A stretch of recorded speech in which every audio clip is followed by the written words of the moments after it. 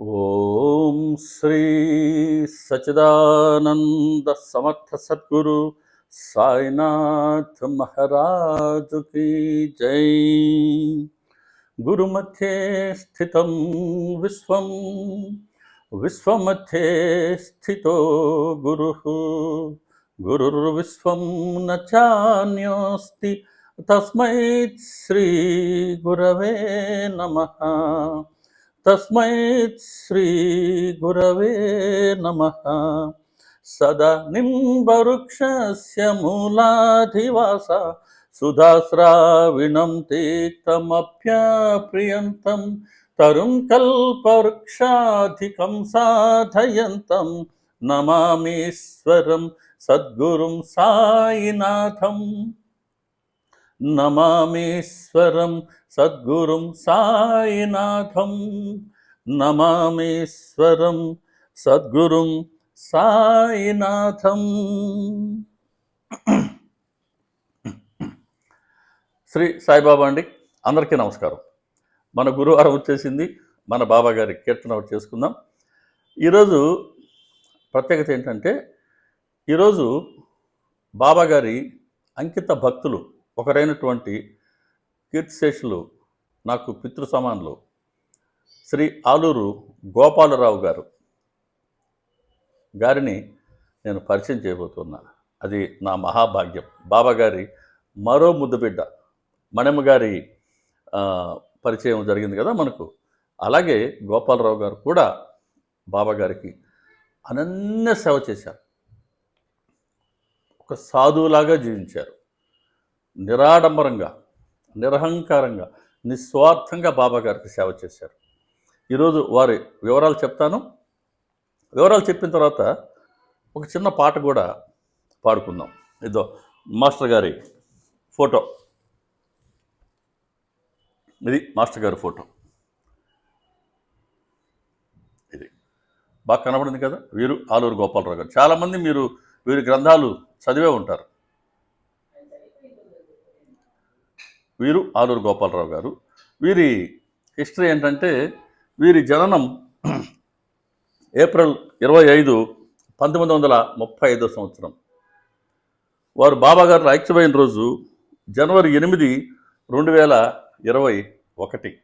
అంటే ఎగ్జాక్ట్లీ నిన్నటి రోజున 2021లో బాబా గారు తన బిడ్డని తీసుకెళ్ళిపోయారు.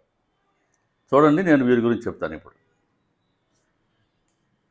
ఈరోజు మాస్టర్ గారి గురించి మనం కొద్దిగా నేను వారి వివరాలు చెప్తాను, తర్వాత పాట పాడుకుందాం. గోపాలరావు గారు గుంటూరు జిల్లా వాస్తవ్యులు. పొన్నూరు తాలూకాలో గరికపాడు గ్రామం. ఆ ఊర్లో ఆయన పుట్టారు, పెరిగారు. బ్రాహ్మలు. మాస్టర్ గారు పంచాయతీ ఎగ్జిక్యూటివ్ ఆఫీసర్గా వర్క్ చేసి రిటైర్ అయ్యారు. ఆ వర్క్ చేస్తూనే బాబాగారు పట్ల ఆయన మనసు ఆకర్షింపబడింది. భరద్వాజ మాస్టర్ గారితో కూడా వారికి పరిచయం ఉంది. భరద్వాజ మాస్టర్ గారు కూడా గోపాలరావు అని పేరు పెట్టి పిలిచేంత సాన్నిహిత్యం ఉంది. బహుశా భరద్వాజ మాస్టర్ గారిని చూసి వీరికి ప్రేరణ వచ్చి ఉంటుంది. బాబాగారు ఇప్పించిన ప్రేరణ. పొన్నూరు మున్సిపాలిటీ, పొన్నూరు చాలా ప్రసిద్ధి చెందినటువంటి పట్టణం మన గుంటూరు జిల్లాలో. ఎప్పుడో oldest city, oldest town Ponnuru అనగానే ఆంజనేయ స్వామి గుర్తుకొస్తారు కదా. చాలామంది వారిని దర్శించుకొని ఉంటారు. పెద్ద హనుమాన్ ఆలయం ఉంది, పెద్ద విగ్రహం ఉంది. పొన్నూరు అనగానే మనకు గుర్తొచ్చేది ఆంజనేయ స్వామి. ఆయన పొన్నూరులో ఒక రిక్షా ఎక్కేసి మైకోడ్ పెట్టుకొని ఓం సాయి, శ్రీ సాయి, జై జై సాయి అని చెప్పుకుంటూ బాబా గారి గురించి ప్రచారం చేయసాగారు. ఒక్కరే, వన్ మ్యాన్ ఆర్మీ కింద. అలా ప్రారంభమైంది వారి ప్రచార సేవ. అది చిన్నగా మాస్టర్ గారు చాలా గ్రంథాలు రచించారు. సచ్చరిత్ర పతినారాయణరావు గారి గ్రంథాన్ని బాగా ఆయన అధ్యయనం చేశారు. వేల సత్సంగాలు చేసి ఉంటారు. ఎక్కడ సత్సంగం అన్నా ఆయన వెళ్ళేవారట. అసలు బివి నరసింహస్వామి గారు, భరద్వాజ మాస్టర్ గారు, ఈ ఇద్దరి ద్వారా మన తెలుగు రాష్ట్రాల్లో సత్సంగం అన్న ప్రక్రియ పరిచయం అయితే ఒక గంట, 1.5 గంట పాటు సత్సంగం చేసుకునేటువంటి నేపథ్యంలో ఉంటే బాబాగారి ప్రేరణతో గోపాలరావు గారికి వచ్చిన సంకల్పం ఏంటనంటే, ఎందుకు గంటన్నరే చేసుకోవాలి, ఆ రోజల్లా మనం ఎందుకు సచరిత్ర మీదే చెప్పుకోకూడదు, సచరిత్రలో ఉండే అధ్యాయాల మీద మనం చెప్పుకోకూడదు, బాబాగారి తత్వాన్ని మనం ఎందుకు ఇంకా మరలా మననం చేసుకోకూడదు. 52 అధ్యాయాలు సత్యనారాయణరావు గారి గ్రంథంలో. అంటే 52 అధ్యాయాల్లో కూడా అధ్యాయంలో ఏం సారం ఉందో, ఆయన ఎన్ని వ్యాసాలు రాశారో అవి కౌంట్లెస్. ఎన్ని వ్యాసాలు రాశారో, ఎన్ని కోణాల్లో రాశారో తెలీదు. చాలా గ్రంథాలు రచించారు. ఒక ఇంగ్లీష్ గ్రంథం కూడా రచించారు ఆయన. మానవ జన్మ యొక్క సాఫల్యత. అసలు మనిషి తల్లి గర్భంలో వచ్చినప్పటి నుంచి, అంటే ఆ తల్లికి కన్సీవ్ అయినప్పటి నుంచి, గర్భం దాల్చినప్పటి నుంచి ఆ పిండం ఫామ్ కావడం, చివరికి బిడ్డగా మనం జన్మించడం, ఈ వివరాలన్నీ ఆయన గ్రంథంలో రచించారు. సార్కు వచ్చినటువంటి వీరి చరిత్ర చెప్తాను ముందు. వారి ధర్మపత్ని నాకు సారు 2009లో పరిచయం. అప్పటికే అమ్మ కాలం చేశారు. సార్ ఒక్కరే ఉండేవారు పొన్నూరులో, వారి స్వగృహం. సార్కి 2 అమ్మాయిలు. బహుశా హైదరాబాద్లో నాకు ముఖ పరిచయం ఉంది, కానీ నాకు వారితో పెద్దగా పరిచయం లేదు. వాళ్ళ అబ్బాయి హనుమంతరావు అని, అబ్బాయి స్కూల్ టీచర్గా వర్క్ చేస్తుంటారు. ఆయన గుంటూరులో ఉంటారు. హనుమంతరావు నాకు బాగానే పరిచయం. హనుమంతరావుకి 2 కుమారులు. ఈ పిల్లలిద్దరూ మంచి తెలివిగలవాళ్ళు. ఒక అబ్బాయి నాకు తెలిసి గుజరాత్లో ఆల్రెడీ, ఆ అబ్బాయి సాఫ్ట్వేర్ ఇంజనీర్గా జాబ్ చేస్తున్నాడు. రెండో అబ్బాయి కూడా ఇంచుమించు ఇంజనీరింగ్ స్టేజ్లో ఉండాలి. వారి కోడలు కూడా స్కూల్ టీచర్గా వర్క్ చేశారు. చాలా సాత్వికురాలు. ఇప్పుడు ప్యూర్లీ హౌస్ వైఫ్గా ఉన్నారు ఆవిడ. మంచి, చాలా మర్యాదస్తులు, చాలా గౌరవంగా ఉంటారు. ఎప్పుడైనా మాస్టర్ గారి కోసం వెళ్ళినప్పుడు చాలా మర్యాదగా పలకరించేవారు. కాఫీలు, టీలు అయితే లెక్కలేదు. మాస్టర్ గారు అలా ఆయనకు వచ్చిన సంకల్పం ఏంటంటే, మనం సత్సంగాలు చేస్తున్నాం, సత్సంగాలు చెప్పేవాళ్ళని మనం తయారు చేస్తే, ఇదిగో ఒకరి ద్వారా 10 మందికి, ఆ 10 మంది ద్వారా ఇంకొక 100 మందికి, వేలాది మందికి, అట్లా అందరికీ బాబా గారి గురించి తెలియాలి, సచ్చరిత్ర గ్రంథం ఉందని తెలియాలి, అందరూ సచ్చరిత్ర రోజు చదవాలి, అలా బాబాగారి అనుగ్రహానికి పాత్రులు కావాలి, బాబాగారి నామస్మరణలో ఉండాలి, అందరికీ మంచి శ్రేయస్సు కలగాలి. ఈ కాన్సెప్ట్తో ఆయన 2009వ సంవత్సరం 2 రోజులు పొన్నూరులో బాబాగారి మందిరం ఉంది. పెద్ద మందిరం అంటారు అనుకుంటాను ఆ మందిరాన్ని. ఆ పెద్ద మందిరంలో మందిరం ఎదురుగా మేడ ఉంది. ఆ మేడలో ఫస్ట్ ఫ్లోర్లో ఒక హాలు నిర్మించారు ఆ నిర్వాహకులు. పెద్ద హాల్, దాదాపు 150-200 మంది వచ్చినా కూడా కంఫర్టబుల్గా కూర్చునేంత పెద్ద హాల్. అక్కడ సచ్చరిత్ర అవగాహన సదస్సు అని తొలిసారి పెట్టారు మాస్టర్ గారు 2009వ సంవత్సరం. అలా ప్రారంభమైంది ఆ సచ్చరిత్ర అవగాహన సదస్సు. ఈరోజు మన 2 తెలుగు రాష్ట్రాల్లో సచ్చరిత్ర అవగాహన సదస్సు పేరిట సత్సంగాలు జరుగుతున్నాయనంటే, రోజు ఉదయం నుంచి సాయంత్రం వరకు జరుగుతున్నాయనంటే, దీనికి ప్రేరణ ఇచ్చింది బాబాగారే గోపాలరావు గారి ద్వారా. ఎలా చెప్పేవారంటే, ఆ 2 రోజుల కార్యక్రమం ఎలా జరిగిందంటే, 52 అధ్యాయాలు కదా, 26 అధ్యాయాలు మొదటి రోజు, తక్కిన 26 రెండవ రోజు చెప్పించారు. కొన్ని అధ్యాయాలు వారు కూడా చెప్పారు, కొన్ని వారు ఎవరికైతే ట్రైనింగ్ ఇచ్చారో వాళ్ళకి చెప్పారు, వాళ్ళకి ఇచ్చారు. మమ్మల్ని కూడా పిలిచారు. అప్పట్లో జస్ట్ సత్సంగాల్లో పాల్గొంటూ సచ్చరిత్ర చదువుతున్న తొలి రోజులు అవి. నాకు 16-17 అధ్యాయాలు ఇచ్చారు. సాయిదాస్ బాబు గారికి, ఆయనకి అంతకన్నా ముందు ఒక అధ్యాయం ఇచ్చినట్టున్నారు. అలా ఒక్కొక్కరికి హనుమంతరావు గారు, సాంబశివరావు గారు, విద్యాసాగర్ రావు గారు, ఇలా వెంకటేశ్వరరావు గారు, ఇలా ఒక్కొక్కరికి ఒక్కొక్క అధ్యాయం ఇచ్చారు. ఈ అధ్యాయంలో ఏముందో వాళ్ళు చెప్పాలి. అలా చెప్పడానికి ఆ వక్తలకి అలవాటు అయ్యేటట్టుగాను, వినేవాళ్ళు కూడా ఆ సబ్జెక్ట్ విని బాబాగారి గురించి కొంత అవగాహన వస్తుంది అన్న ఆశతో ఆయన ఆ 2 రోజులు కార్యక్రమం పెట్టారండి. అదృష్టం ఏంటంటే మణమ్మ గారు కూడా ఆ కార్యక్రమానికి ఇచ్చేశారు. నేను పొన్నూరులో మనవి చేశాను, మణమ్మ గారు వచ్చారు, మేము 2 రోజులు వారితో కలిసి ఉన్నామని. ఈ కార్యక్రమమే ఇది గోపాలరావు గారి సంకల్పంతోనే జరిగింది. అప్పటి నుంచి విస్తృతంగా పొన్నూరు చుట్టుపక్కల ఉండే గ్రామాల్లో ఎన్ని సత్సంగాలు జరిగాయో. ఒక్కో గ్రామాన్ని ఆయన దత్తత తీసుకునేవారు. డిఫరెంట్ కాన్సెప్ట్ మాస్టర్ గారిది. అందరం వెళ్ళేవాళ్ళం. ప్రతి ఇంటికి వెళ్ళేవాళ్ళం. వెళ్ళి బాబాగారి చిత్రపటం, సచ్చరిత్ర గ్రంథం, ఇలా బాబాగారి పూజా విధానం అనే గ్రంథం రాశారు, చిన్న పుస్తకం మాస్టర్ గారు. ఇవన్నీ ఇచ్చి వచ్చేవాళ్ళం. సరే, వాళ్ళకి బాబాగారి పట్ల విశ్వాసం ఉన్నా లేకపోయినా మనమైతే వెళ్ళి అందరికి ఇచ్చి వచ్చేవాళ్ళం. తర్వాత కొన్ని గ్రామాల్లో ఒక్కొక్కరు కేటాయించారు. మీరు వెళ్ళి ఇదిగో ఆ పలానా 10 మంది ఈ ఊర్లో సత్సంగం అంటే కావాలంటున్నారు, మీరు వెళ్ళి ప్రతి వారం వాళ్ళకి ఏ రోజు కన్వీనియంటో ఆ రోజు వెళ్ళి మీరు సచ్చరిత్ర అధ్యాయాల వారీగా చెప్పిరండి అని ఒక్కొక్కరికి ఒక్కొక్క గ్రామాన్ని ఆయన కేటాయించడం జరిగింది. నాకు తెలగాయపాలెం అని గరికపాడు కన్నా ముందు వస్తుంది ఆ ఊరు. ఆ గ్రామాన్ని కేటాయించారు. అక్కడ సుజాత అని ఒక సోదరి ఇంట్లో మేము సచ్చరిత్ర 52 అధ్యాయాలు కూడా చెప్పుకున్నాం. నారాయణరావు గారి గ్రంథంలో ఉన్న సబ్జెక్ట్ అంతా చెప్పుకోవడం జరిగింది. చివరి రోజు మాస్టర్ గారు కూడా ఆ కార్యక్రమానికి రావడం జరిగింది. అలా వారితో సన్నిహితంగా ఉండేవాడిని. మాస్టర్ గారు ఎంత నిగర్వి అంటే, నేను ఒక నైటు పొన్నూరులో వారి ఇంట్లో ఉన్నాను. మేమిద్దరం చాలాసేపు మాట్లాడుకుంటూ ఉన్నాం. ఉదయం నేను వెళ్ళిపోయి స్నానం చేసి, నేను పొన్నూరులో R&B IB ఉంది, అక్కడికి వెళ్ళి నేను స్నానం చేసి నేను ఆఫీస్ కలుసుకుంటాను సార్ అంటే, నేను అప్పుడు బాపట్ల పనిచేస్తున్నా, పోదులండి స్నానం చేసిపోండి అన్నాడు. సరే, పెద్ద ఆయన మాట చెప్పాక నేను పోతాను సార్ అనలేకపోయా. కాసేపటికి వెళ్ళి స్నానం చేసిరండి అన్నారు. వెళ్ళి చూస్తున్నా కదా, బాత్రూంలో హాట్ వాటర్ పెట్టారండి. మా బాబాయ్ గారి వయసు, మా నాన్నగారు అంత వయసు ఇంచుమించు. నేను వారికి సేవ చేయాలన్నా, వారు నాకు చేయాలన్నా, నాకు కళ్ళనీళ్ళు పడ్డాయి. సార్ మీరేంటి ఇలా చేశారు అంటే, భలేవారండి టిఫిన్ తెప్పించారు, ఇడ్లీ తెప్పించారు. ఇలా అసలు ఆ ప్రేమని ఎక్స్ప్రెస్ చేయాలంటే ఇబ్బందే, మాటలు రావు. అది మనం అనుభవించాను కాబట్టి నాకు అర్థమవుతుంది అది. సో నాకు చాలా ఇష్టపడింది ఏంటంటే, నేను ఇంకా ఏంటి సార్ ఏంటి ఇట్లా చేయడం ఏంటి అని నేను అట్లా బయటికి వెళ్ళి ఏం చేయాలి మనం అని చూశాను. మాస్టర్ గారి చెప్పులు ఉన్నాయి ఇక్కడ, పాదరక్షలు ఉన్నాయి. ఆ పాదరక్షలు తీసుకొని తల మీద పెట్టుకున్నాయా, తప్పు జరిగింది, నేను మీ చేత సేవ చేయించుకున్నానా, క్షమించండి అని. దానికి ప్రాయశ్చిత్తం అనుకోండి, ఏదన్నా అనుకోండి. నేను ఆ 2 పాదరక్షలు నా తలపైన పెట్టుకొని బాబాగారు నామాన్ని స్మరించుకొని ఆ పాదరక్షల మీద అక్కడ పెట్టి వచ్చాను. సార్ లోపల ఉన్నారు, సార్ చూడలేదు, చూస్తే ఒప్పుకోరు.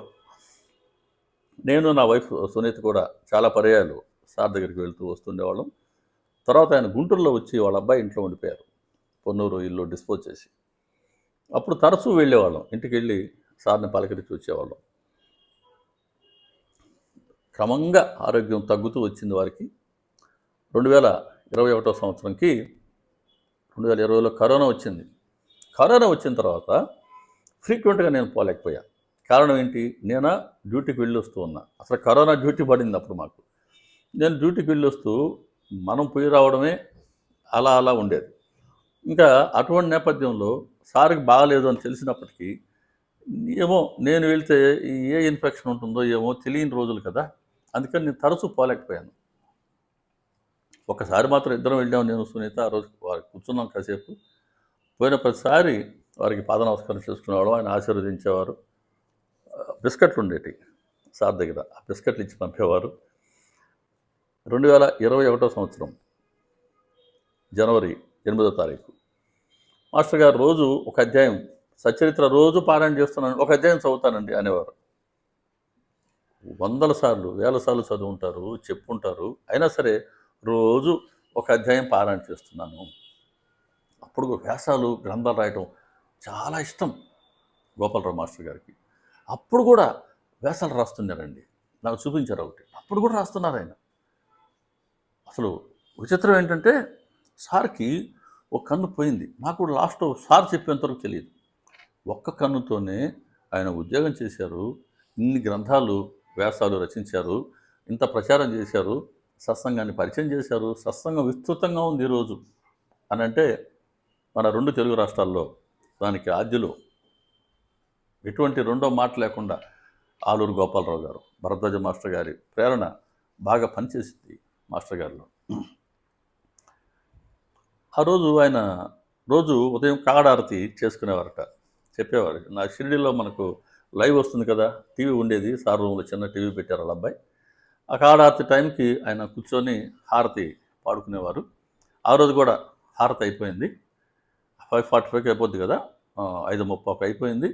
కాసేపు అలా బయటికి వెళ్ళి నడుస్తుంటారు ఇంటి ముందే. బయటకు వెళ్ళారు, గేట్ దగ్గర న్యూస్ పేపర్ పడుంది. అది తీసుకొచ్చి వాళ్ళ అబ్బాయి టూ వీలర్ ఉంది, దాని మీద పెట్టారు. అలా చిన్నగా వచ్చి తలుపు ముందుకేసుకొని వెళ్ళి ఆయన మంచం మీద అలా కూర్చున్నారు.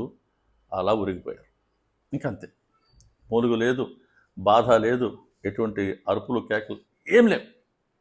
చాలా చాలా సహజంగా, అత్యంత సహజంగా, ఎటువంటి బాధ, ఎటువంటి వ్యధ లేకుండా నిశ్చింతగా అలా వెనక్కి ఉరిగిపోయారు.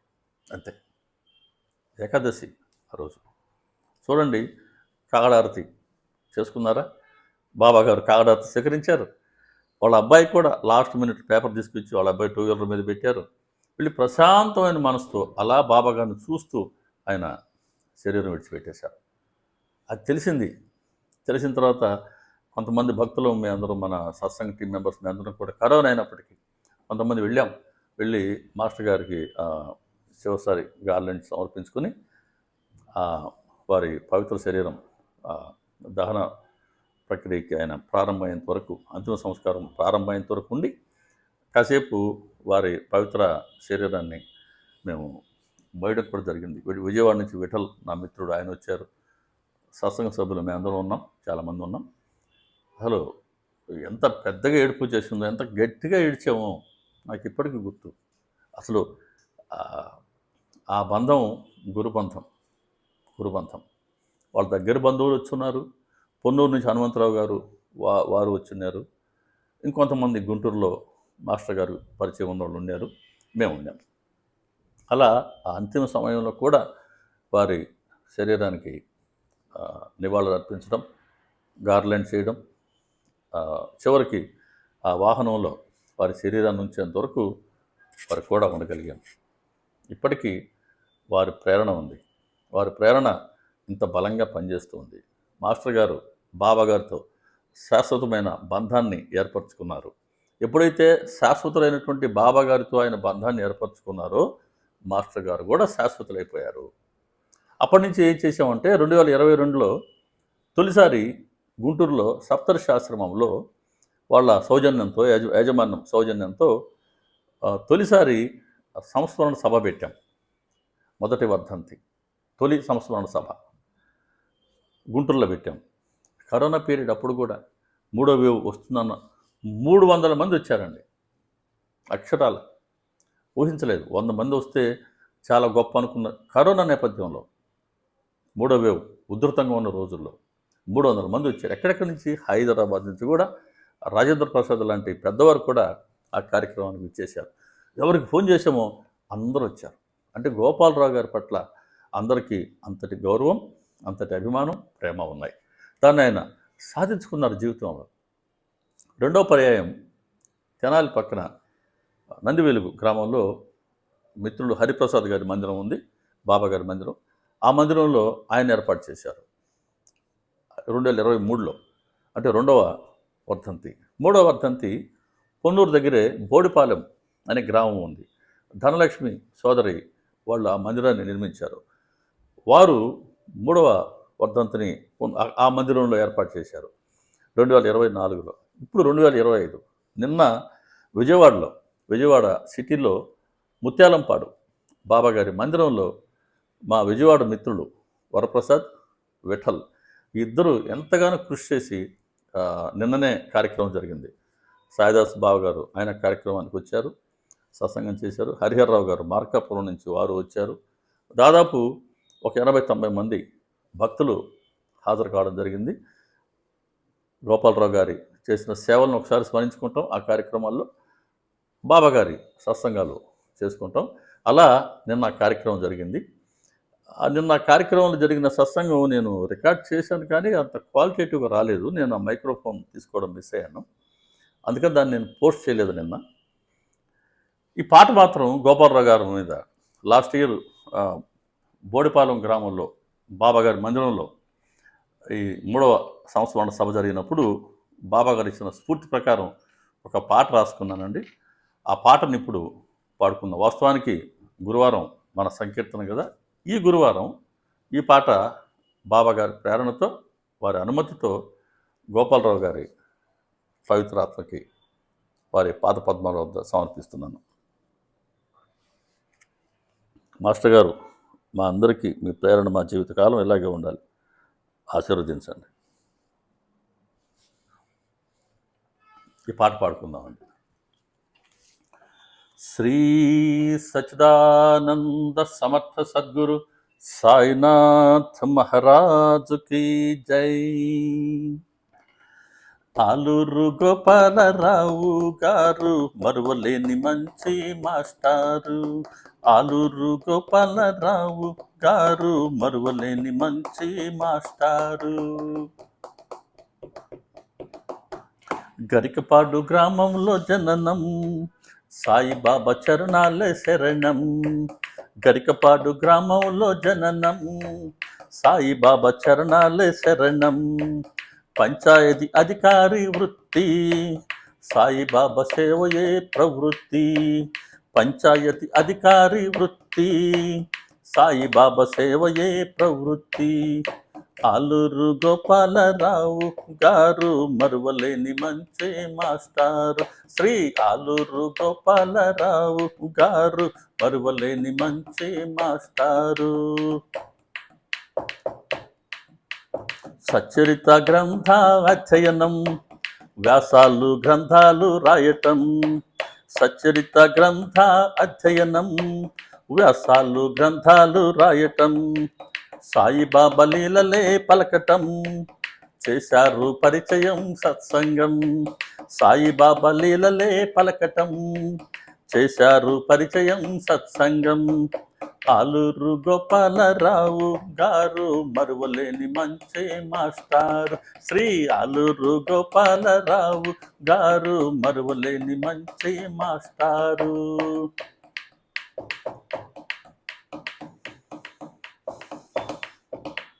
ఊరూరా చేశారు సత్సంగం, ఎందరికో నేర్పారు సత్సంగం. ఊరూరా చేశారు సత్సంగం, ఎందరికో నేర్పారు సత్సంగం. అవగాహన సదస్సులై పెట్టారు, సాయి భక్తి ప్రచారమే చేశారు. అవగాహన సదస్సులై పెట్టారు, సాయి భక్తి ప్రచారమే చేశారు. ఆలూరు గోపాలరావు గారు మరువలేని మంచి మాస్టారు. శ్రీ ఆలూరు గోపాలరావు గారు మరువలేని మంచి మాస్టారు.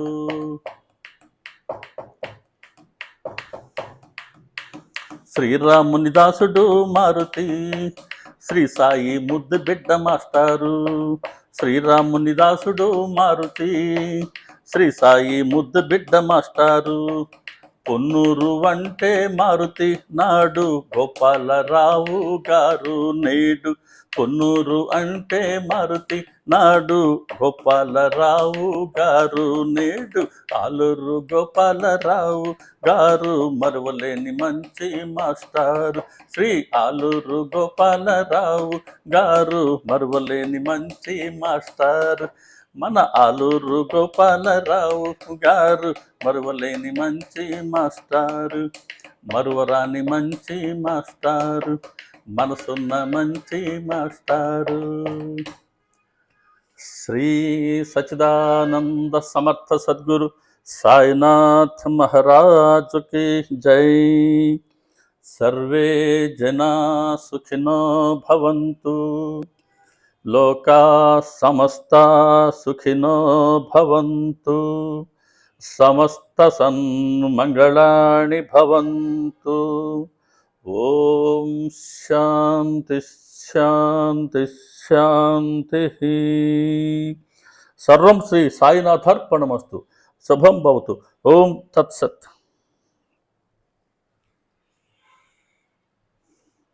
ఇదండి ఈరోజు మన గురువారం కీర్తన. మళ్ళీ ఆదివారం రోజు మళ్ళీ మనం సత్సంగంలో కలుసుకుందాం. మన ఛానల్ని ఇతర సాయి భక్తులకి పరిచయం చేయండి. అందరికీ నమస్కారం అండి. శ్రీ సాయిబాబా.